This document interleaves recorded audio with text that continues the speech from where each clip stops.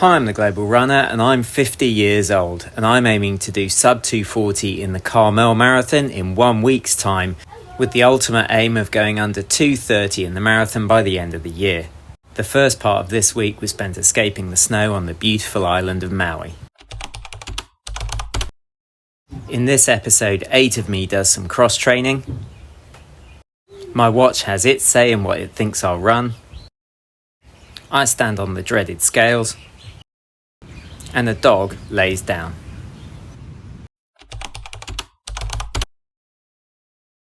I am in this abandoned gym at 6 a.m. because I'm going to make this treadmill my home for the next hour and a half, 2 hours. We'll see how far I get. So the plan today is simple and aggressive.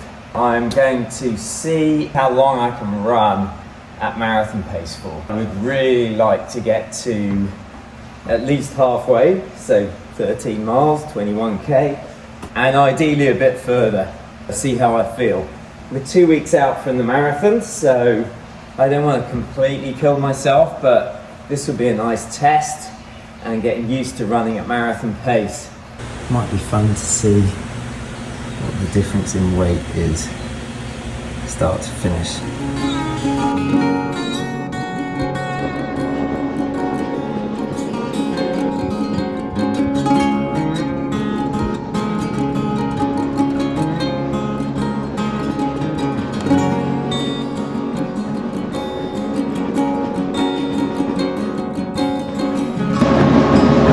A lot harder without my friend here, and a lot harder on the treadmill when you're watching every second tick by. Okay, we're an hour in, nearly 10 miles. This is where it gets hard. I'm not enjoying myself, but let's dig in. Dig in, dig in. 14 miles. Oh man. Okay, done. 14 miles in just under an hour and a half. It's tough, that one. It's tough mentally because you know it's your marathon pace and you know it should be easier than it feels. And there's no reason to give up. Now, maybe it's because I was watching Mr. Beast and that's quite stressful.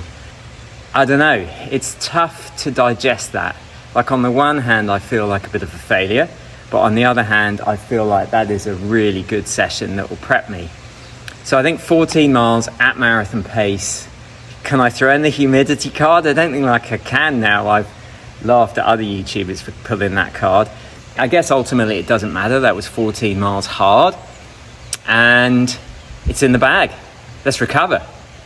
This is where my little Go camera ended up. I dropped it with about 2 miles to go. Let's see. It was 132, wasn't it? 127. Saturday afternoon, I did some cross training. And these cross training exercises are exercises that I picked up over the years. And I tend to focus on a few key and core areas. I focus on mobility, so you can see the hopping there. I have really bad ankles, so I try and hop as much as I can, usually about 10 or 15 reps each side just to get the ankles moving. You can see the calf raises there, so I try and focus on the calves. Along the top there, you can see I'm focusing on glutes and hamstrings, and then to the right, you can see that I'm trying to work my quads a little bit. Bottom right, you can see core there, and I try and put a bit of movement into the core to make it really stabilize. And then the final exercise that I do is with a kettlebell, and it's working stability and it's working my ankles and also works a bit of balance there. Sunday was a recovery day, so I just did a pool run.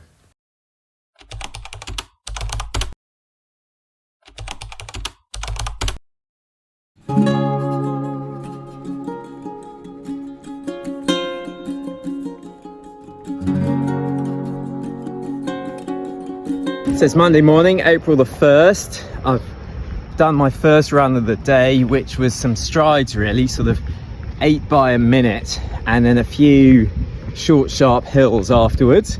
and I've got my protein shake, also known as a latte, post-run. I like those sessions.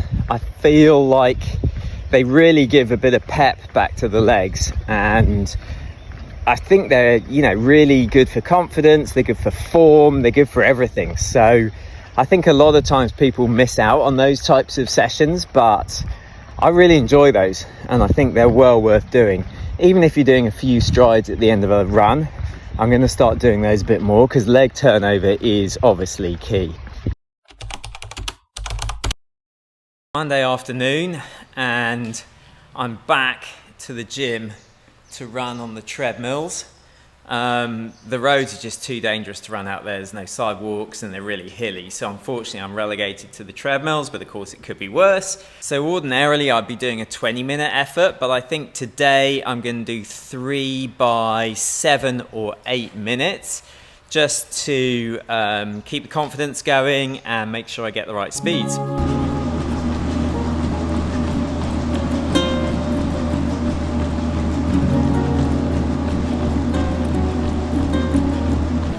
One done, 2 to go.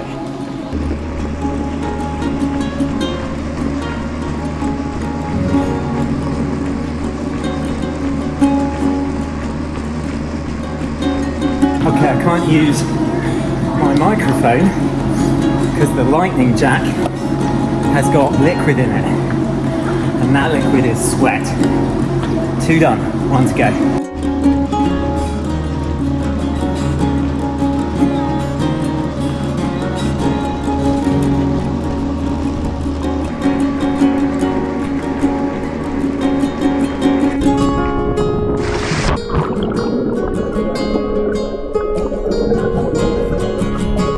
Tuesday I did a recovery run, just 30 minutes, nice and easy, nice and relaxed.